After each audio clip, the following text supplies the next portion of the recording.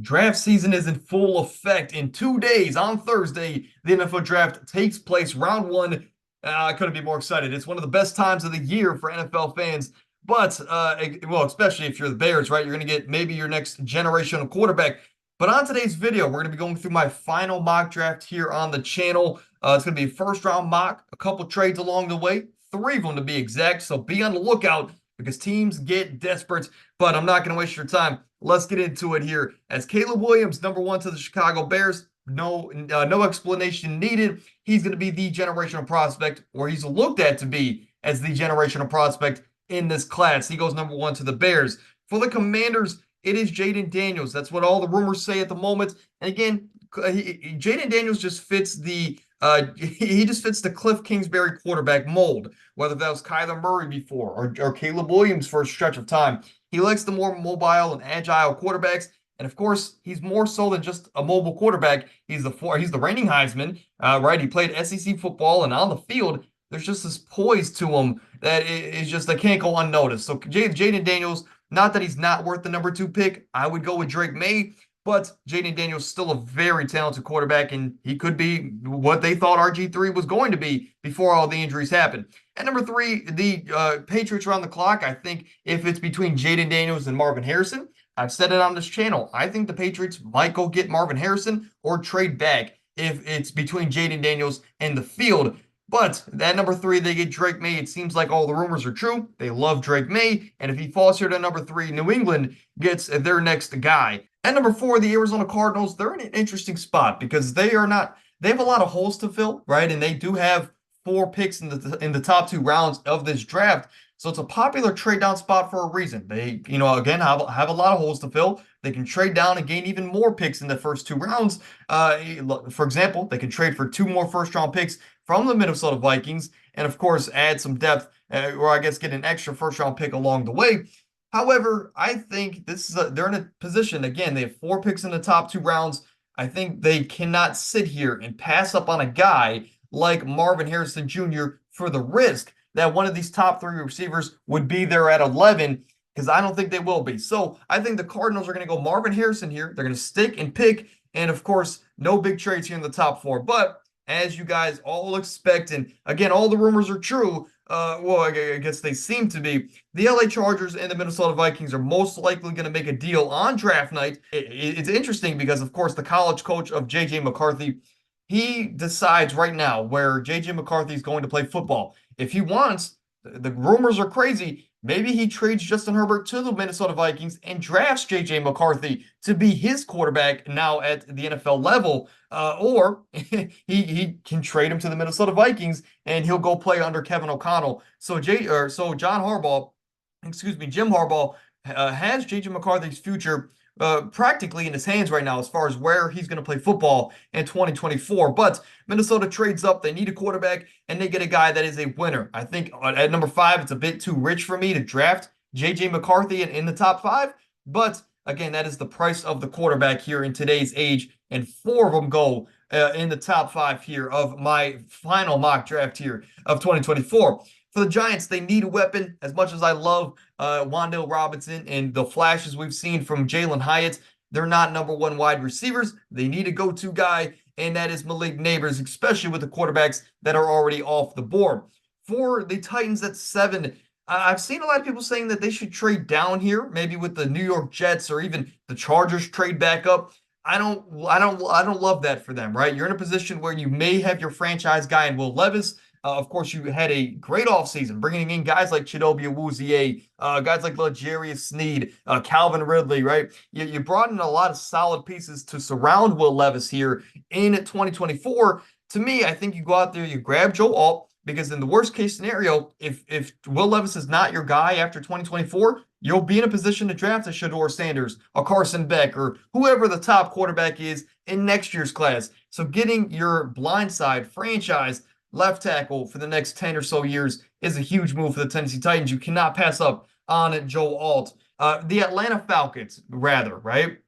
They're in a position where they brought in Raheem Morris, and of course, they want to attack the defensive side of the ball. They want to address needs filled for the philosophy of Raheem Morris. Raheem Morris likes to get after the passer, of course, in this defensive attack of a scheme that he likes to run, or he did run there in Los Angeles. Dallas Turner seems to be the pick here. And again, this is predicted pick. This is not what I would do. I prefer another edge over him. However, Dallas Turner is definitely worth that 8th overall selection. And number 9, this is where things get crazy, and I've seen this thing swirling around. But again, this rumor is starting to heat up more and more as Indy and of course they want to get aggressive. They want to get aggressive. They want to get another weapon here for Anthony Richardson to give him no excuse to say, "Hey, we're going to give you as much help as possible so you can succeed right away when you come back here in 2024." They get aggressive. They trade up to number 9. And it's between two different people. You can get Rome Odunze to pair with Josh Downs and Michael Pittman coming off of a career year, or you can get Brock Bowers. You can get rid of this carousel of mid tight ends that you have, Mo Alley Cox and Kylan Grayson, all these kind of mid-tier tight ends you have. You can just nip that in the bud and go get Brock Bowers. However, I think if it comes down to it, they would prefer the receiver, which is what all the rumors are saying. They trade up 6 spots here, and for Chicago, sure, Rome Odunze would be amazing. Brock Bowers would be amazing, but you don't have a lot of mid-round picks. You don't have a lot of second and third round picks. So you pick up either a second or a third round pick in this deal, and of course, you can go draft someone down the board. And to me, you're still gonna get someone at number 15 that I would have drafted for you at number 9, and we'll talk about that in a moment. But the Colts, you get aggressive, you trade up for Rome Odunze, and now you have a loaded offense around Anthony Richardson. At number 10, the Jets, they would have loved one of those top 3 receivers. Of course, that was the rumor, is that they prefer those top 3 receivers over an offensive tackle or Brock Bowers. But at number 10, you still have a desperate need for tackle. You have a 40-year-old quarterback coming off an Achilles injury. You need to protect him. I know you brought in Morgan Moses, right? And I know you brought in Tyron Smith, but both of those guys are old, they're brittle, and they have injury histories. Let's go out there and grab a guy that, if they do stay healthy, you can slide Talise Fuaga into guard. I think he has the potential to do that with his skill set. He's a monster of a man. And, of course, if Morgan Moses or Tyron Smith go down, you can throw Talise Fuaga on the left or right side of the offensive line. And again, I think this is just a necessary pick for the Jets, especially if they're going to play to the level I think they can in 2024. For the LA Chargers at number 11, you traded down, and you're in a position now where, hey, you didn't get Joe Alt, okay? Or you didn't get one of those top talented wide receiving options, but you can still go out there and address the needs to fit the philosophy of a guy like Jim Harbaugh. He wants to run the ball. He wants to play 12 personnel. And, of course, that is 2 tight ends and, of course, a running back on the field as well. You want to play 12 personnel. And getting a guy like Brock Bowers not only gives you a huge addition to this wide receiver room, but you can play him in a variety of different ways. You can play him like a Travis Kelce. You can play him just as a blocking George Kittle kind of tight end, or you can put him out in the slot and have him, be your number 1 go-to option. Basically, what I'm saying here is that Justin Herbert in this scenario is going to get his Travis Kelce. And I think if you have the opportunity to do that at number 11 after trading down, that's huge because Brock Bowers fits the philosophy of Jim Harbaugh, and he also gives his quarterback a go-to option down the field.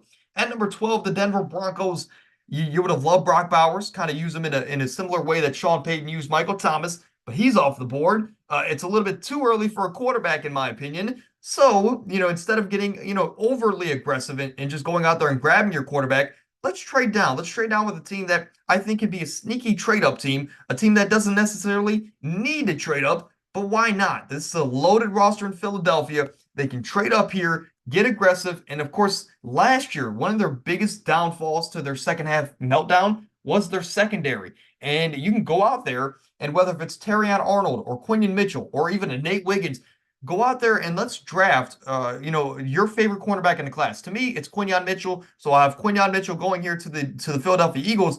This is a guy that, sure, he has a lot of untapped potential. So he can go and learn from guys like C.J. Gardner-Johnson. He can learn from Darius Slay, James Bradbury, I guess, in essence, or even a guy like Reed Blankenship, a guy that's been around and he ultimately went to a Super Bowl. You have a very solid secondary now in Philadelphia. And in Quinyon Mitchell, you trade up for him, you get aggressive, and just like you did last year with Jalen Carter, you get a guy who's very talented, and he can, from day one, be a dynamic weapon on this defense. So Quinyon Mitchell goes here to pick 12 to the Philadelphia Eagles. At 13, the Las Vegas Raiders, they're in an interesting spot, right? Because they brought in Gardner Minshew. They let go of Jimmy Garoppolo.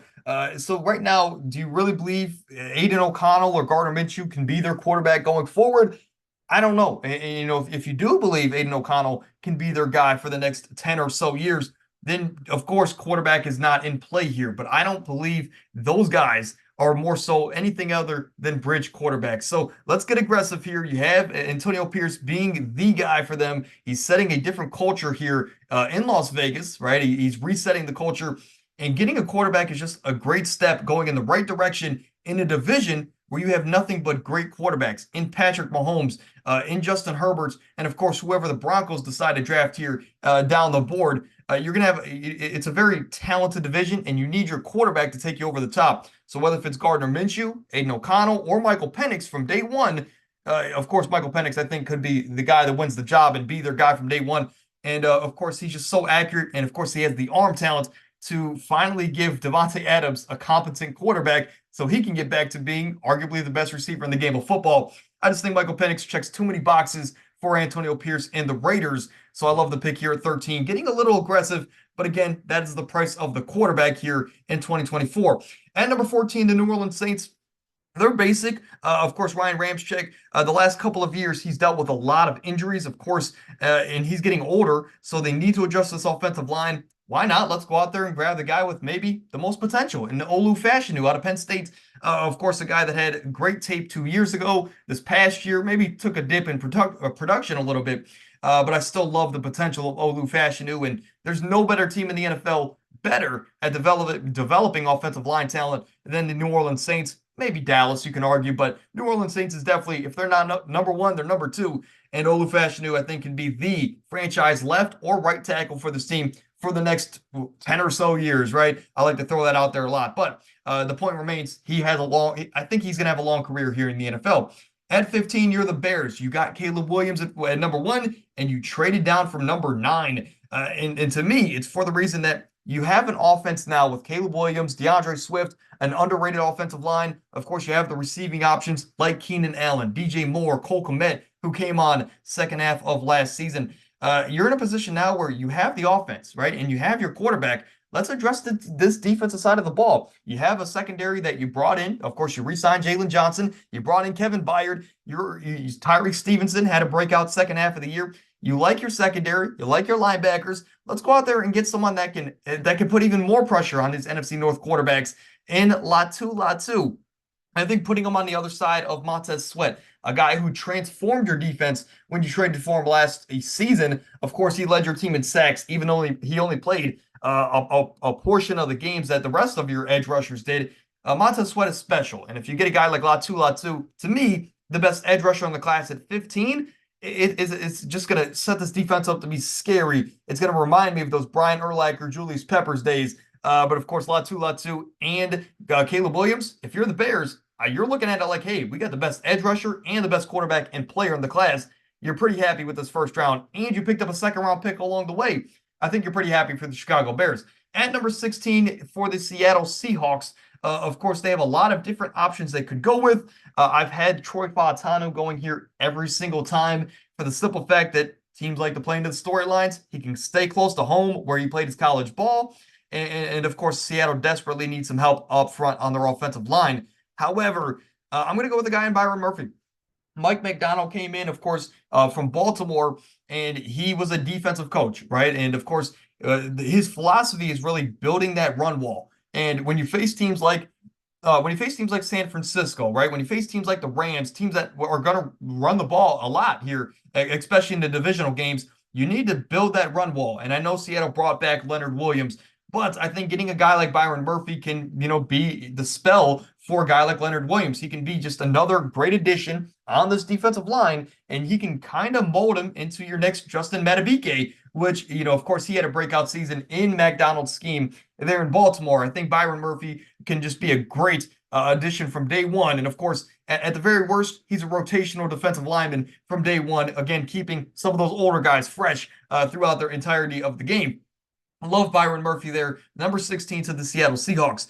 At 17, Jacksonville's up, and again, they can go a variety of different ways. I've had them taking Jackson Powers Johnson out of Oregon every single time, but I've never had Terrion Arnold on the board at this point in the draft for Jacksonville to take. So I think they're in a position where they're like, hey, we desperately need help at cornerback. Let's go out there and get our potential cornerback one, a guy that doesn't have a lot of experience at the cornerback position. Of course, Nick Saban, he recruited him as a safety. He came in and, of course, transformed into a cornerback, and he outplayed a guy in Kool-Aid McKinstry last year who's still going to be a first-round pick. So Terrion Arnold has a lot of potential, goes to Jacksonville and can be their number one to guard guys like Michael Pittman, now Rome Odunze, or guys like Stephon Diggs.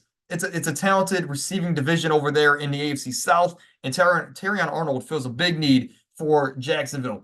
At 18, the Cincinnati Bengals, they have a lot of different ways to go, but again, a guy like Troy Fautanu has never been on the board, and this is a guy that can play multiple offensive line positions. They still have, of course, they have a solid offensive left tackle in place at the moment, excuse me. But getting a guy like Troy Fautanu can play a lot. He can fill a lot of needs here on this offensive line. And of course, the 2 seasons that Joe Burrow has been healthy from start to finish, he's brought you to the AFC title game and to the Super Bowl. And of course, if a penalty or two goes Cincinnati's way, Cincinnati probably wins that Super Bowl against the Rams. So this is a guy that if you keep him healthy, he's special. And to me, Joe Burrow's the second best player in the league. Let's keep him healthy and let's keep him upright. Get Troy Fautanu out of Washington.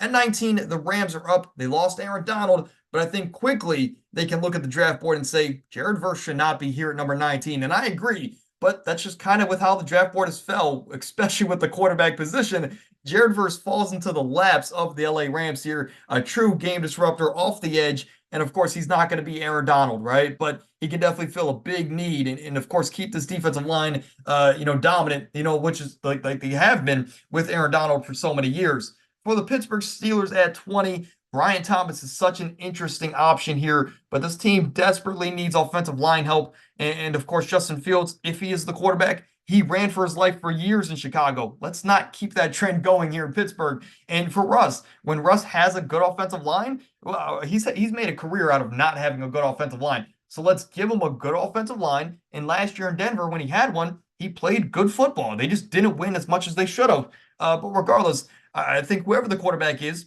let's go out there and get J.C. Latham. Oh, actually, we'll switch it up here today. We'll go on Marius Mims.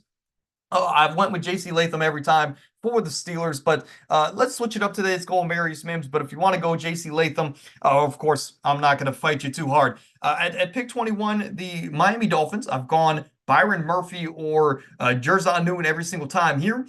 But, to show a little bit different side here for the Dolphins, they still need offensive line help. And of course, Tua, he has a lot of questions about his health. He's going into a contract year. Let's see what we have in Tua Tagovailoa. He hasn't been able to get us over the top, but he's been a great regular season quarterback.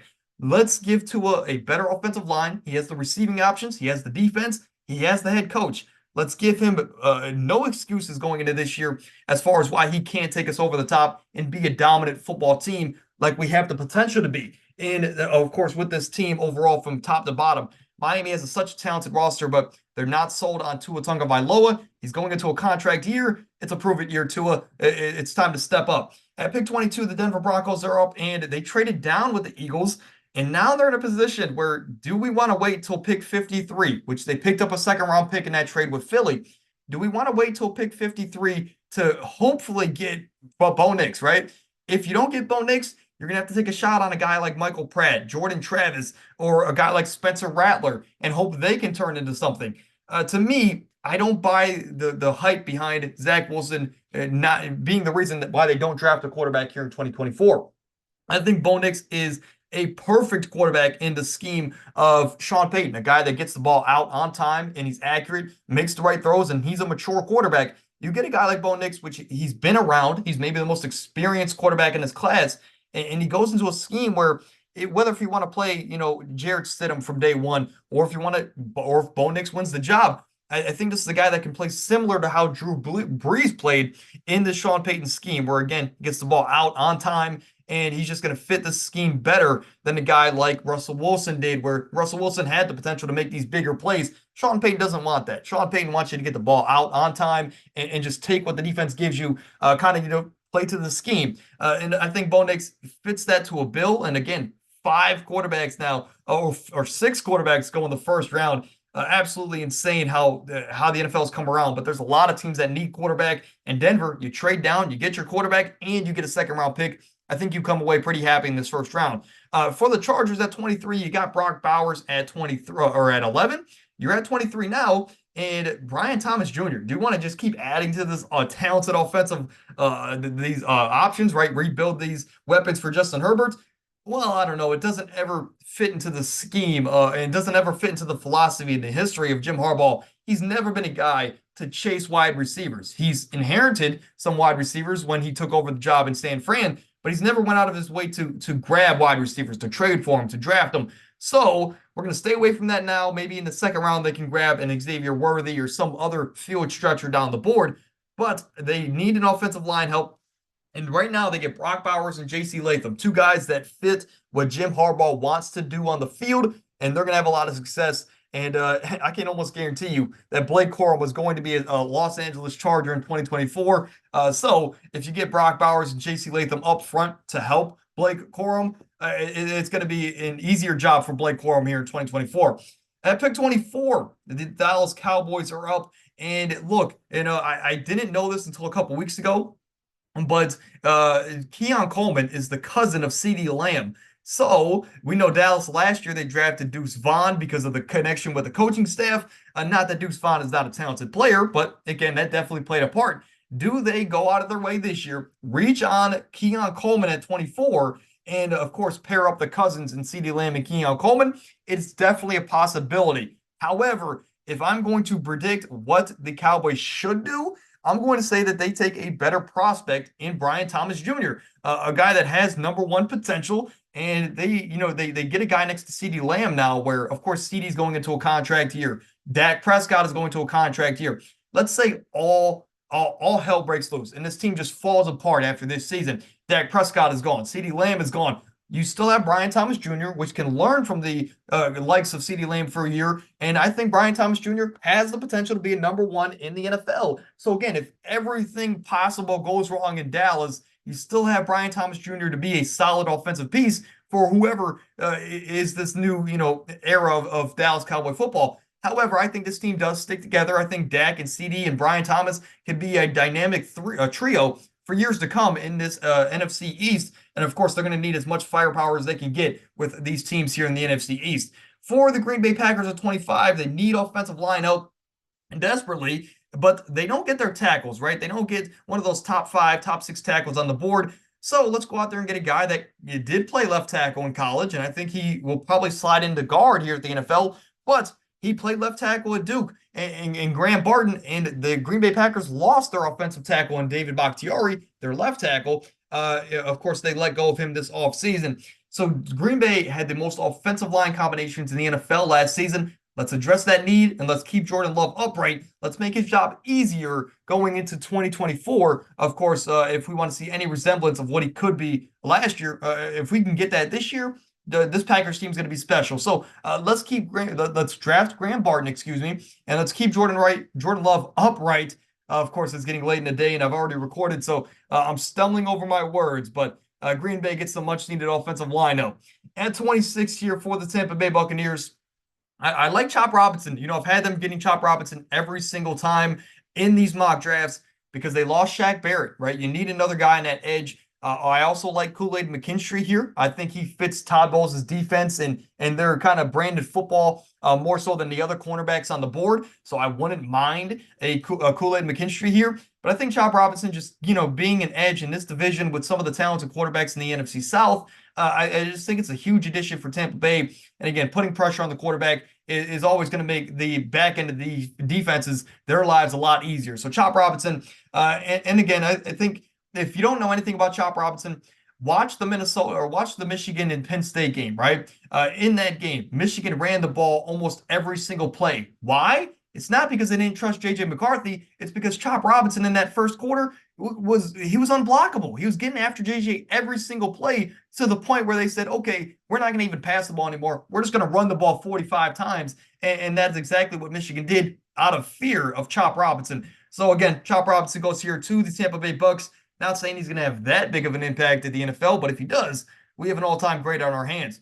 For the Arizona Cardinals, you drafted Marvin Harrison. You didn't trade out of the pick. And right now, I think you're kind of just in a best player available situation. And I think that's Johnny Newton, a guy that shouldn't be at 27 on the board. I can promise you in real life, he probably doesn't go that far or that late in the draft. But if he does, I think it's huge for the Cardinals to get two pivotal, dominant pieces on both sides of the ball. And now you're building this roster up, right? You're building it in the right direction, and you still have 2 second-round picks to add to this roster. So I think the Cardinals are definitely in a very good position going forward. Again, not to compete, but as far as roster construction, they're in a really good spot. For the Buffalo Bills at 28, you need a weapon. You lost Stephon Diggs, and I'm sure you're not looking at Curtis Samuel or Khalil Shakur to be your number one going forward. So let's go out there and draft who we think is probably the best receiver on the board in A.D. Mitchell, Adonai Mitchell. Of course, if you want to go for just the upright potential of Keon Coleman or get a separator in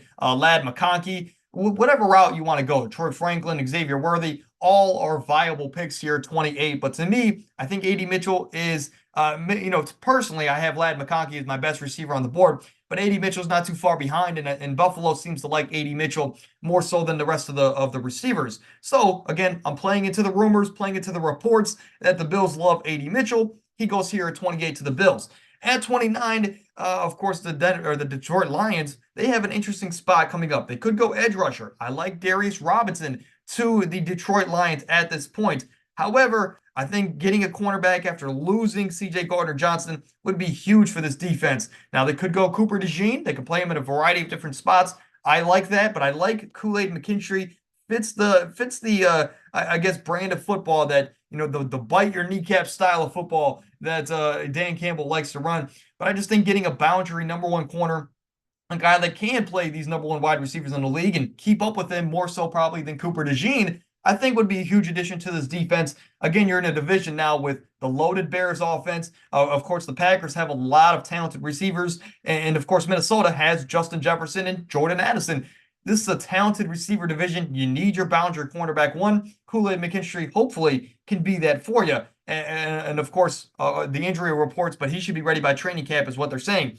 For the Baltimore Ravens, they take best player available. That's always been their motto. And to me, that is Cooper DeJean at this point in the draft. His fit, I don't know, right? You could play him at cornerback next to Marlon Humphrey. You can play him in the slot. You can play him at safety next to, of course, Geno Stone back there. A lot of different options for this Baltimore defense. But again, you could play Cooper DeJean in a lot of different spots, and it kind of fits because the Baltimore, you get best player available, but you also get a fit in this defensive secondary. For the San Francisco 49ers, I'm going to be boring, right? I'm going to be boring because Trent Williams is 36 years old. This team doesn't have a great great right tackle at the moment. So let's go out there and get Tyler Guyton, a guy that could play from day one, or if you want to play him just as a rotational tackle, kind of like how the Browns used Nick Harris and how the Niners used Trent Williams last year, where you have an offensive line in motion. Tyler Guyton can be either in motion or he can just step in for left tackle. I think that the Niners, of course, they are a team that likes to ground and pound and pass when they need to. Tyler Guyton can learn a lot in this first year as he has a lot of untapped potential. Learn from a great and a legend and a Hall of Famer like Trent Williams. Put you in a really good spot going into year two. For the Kansas City Chiefs, I think, you could go a variety of different ways. You lost L'Jarius Sneed this offseason. So I think Nate Wiggins would be the best pick here. But I want to get fun. I want to go out on a limb here, and I want to say, hey, even though you brought in Marquise Brown, even though you still have Travis Kelce, we don't know the future of Rashee Rice. So let's go out there and grab a weapon and grab a cornerback down the board and try to develop them and hope that Trent McDuffie can be our cornerback one next season. So with that line of thinking, I'm going to go out there and get a guy that's just a true separator in Ladd McConkey. Again, Patrick Mahomes is great. He's amazing. But let's make his job easier than it needs to be, or than it has been, and then let's make it, give him this intermediate guy. So now you have, of course, Marquise Brown to take the top off the defenses, but now you have Rashee Rice when he comes back from suspension, if he does. You have Travis Kelce and Ladd McConkey to work underneath in an intermediate range. It makes the life of Patrick Mahomes a lot easier going forward. He doesn't have to be Superman. He just needs to make the throws that are given to him. But you see the draft board here in the middle. I apologize for the ads, right? I don't have ad blocker. But I'm going to scroll through this first round of the draft here. Of course, we made 3 big trades in this draft. We had the Vikings and the Chargers. Of course, we all know that one. I made a trade with the Broncos and the Eagles. Eagles trade up for Quinyon Mitchell. Broncos trade back for their quarterback in Bo Nix. And of course, I had the Bears and the Colts trade. The Bears trade out from 9, and they still get Latu at 15. The Colts trade up for another dynamic offensive weapon in Roma Dunze. Again, maybe the #1 wide receiver in the class. You get him next to Michael Pittman, Josh Downs, and of course, Anthony Richardson, Jonathan Taylor in that talented offensive line. But that is going to do it here for podcast 165, I believe. But ultimately, our final mock draft of the 2024 offseason. It's been a long and a fun offseason, but the NFL draft is Thursday. It's just 2 days away, man, but I'm excited. And of course, you guys might be seeing this on Wednesday. But let me know what you guys think down below. What would have you done differently? If you're a fan of one of these teams, who do you want your team to draft? I'm always excited to get back to you guys and discuss with you what your team should have done or what they could have done here in this mock draft. But that is going to do it. And I'll see you guys tomorrow. As tomorrow, we're going to be running through some of the best players in the class. And on Friday, of course, we're going to be going through some winners and losers of the first round. And then also, we're going to be doing a day 2 mock draft. So Friday is another busy day, but on tomorrow and Friday, we have 3 videos and 3 podcasts coming out the next 3 days. So if you enjoyed, drop a like, subscribe,